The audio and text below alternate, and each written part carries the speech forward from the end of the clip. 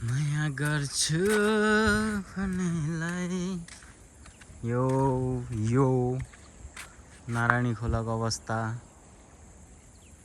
Good morning guys सबैजनालाई हैन। अहिले चाहिँ म भन्नुपर्दा यो बिहानको 7 बजे मर्निङ वाक सहित यहाँ नारायणीको चाहिँ तिर एकदम चिसो र आनन्द महसुस गर्दै हिँडिरहेको अवस्था छु। र भने देख्न सक्नुहुन्छ तपाईहरुले माथि बादलमा पनि के हो यो घामलाई चाहिँ पुरै यस्तो छ भने अब तपाईहरुले देख्नुहुन्छ नारायणी खोलाको चाहिँ हिजो अस्ति भन्दा चाहिँ अलिकति बढी नै यो चाहिँ बढेको अवस्था छ। यो तपाईले देख्न सक्नुहुन्छ यो हाम्रो चितवनको नेपो फर्निचर भनिन्छ यसलाई। यसबाट चाहिँ तपाईहरुले बनेको जति पनि सामग्रीहरू किन्नुहुन्छ नि यो यस ठाउँमा बन्ने गर्दछ भने देख्न सक्नुहुन्छ। यतिखेर नारायणी खोलाको चाहिँ बढ्दै गरेको क्रम सो त्यही हो हैन। तपाईहरु पनि नजिक हुनुहुन्छ भने बिहानको मर्निङ वाकको फाइदा यो बाटोमा उठाउन सक्नुहुन्छ। किनभने त्यस्तो भिड हुँदैन, क्राउड हुँदैन यहाँ र आनन्द तरिकाले तपाईहरुले आफ्नो फिजिकल आफ्नो पसिना बगाउन सक्नुहुन्छ। अनि त्यस्तो तरिकाले चाहिँ बनाइदिनु भएको छ हाम्रो रेणु दाहाल म्याडमले चाहिँ जुन 2 कार्यकाल बिताउनु भएको थियो उहाँको कार्यकालमा बनेको यो अहिलेको जुन नयाँ सरकारबाट चाहिँ हाम्रो चितवनमा चाहिँ खै भएको छ भएको छैन त्यो मलाई थाहा भएन।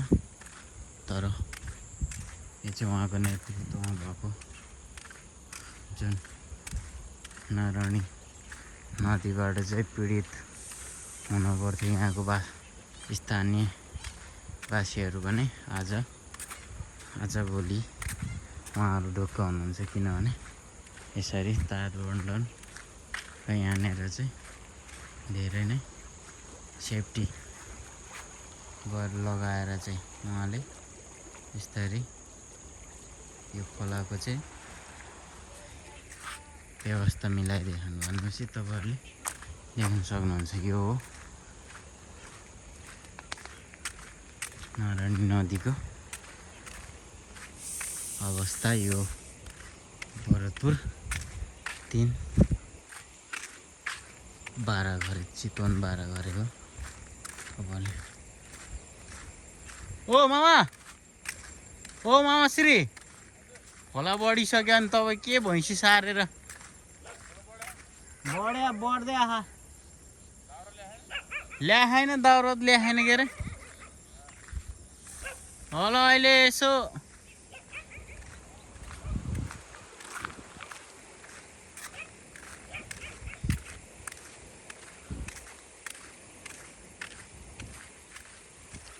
हाम्रो मामा श्रीले चाहिँ भैँसी पाल्ने गरेर सो चौरतिर पहिला खोला यो यतातिर कुद्थ्यो अहिले यता हैन यस्तै छ। देख्न सक्नुहुन्छ वाह अमेजिङ गाइस हैन।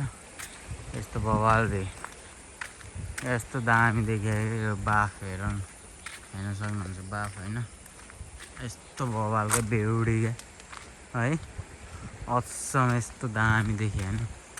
क्या खोलै देखेन कि पारी अब तपाईहरुले देख्न सक्नुहुन्छ। दिनमा आएर यो तपाईहरुले पारीको बस्ती झन् नलपरासीको बस्ती देख्न सकिन्छ। गैँडाकोट भिरगुडी कागज कारखानाहरू देख्न सकिन्थ्यो भने अहिले बाफले चाहिँ यो देख्न सक्नुहुन्छ। यो कुहिरो यस्तो बवाल भइरहेछ कि देख्न सक्नुहुन्छ हैन। यो बिहानको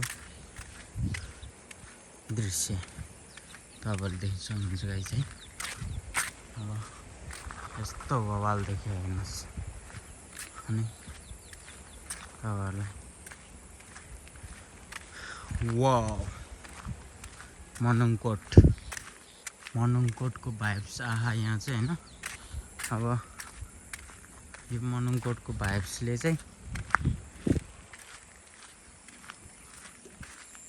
जाडो महिनामा पनि यस्तै हुन्छ। जाडो महिनामा त योभन्दा बढी हुन्छ। यो बस्ती यो पुरै घाम नलाइसम्म त हट्दैन होइन।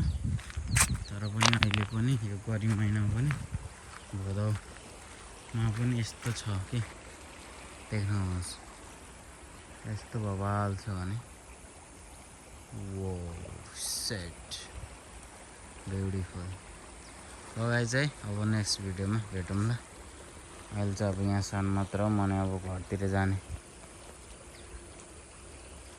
यहाँबाट। अब घरतिर जाने बाटो यतैतिरबाट जाँदा नि भयो। यो मुनलाइट बोर्डिङ देख्न सक्नुहुन्छ। यस्तो बवाल छ। धन्यवाद सबैजनालाई।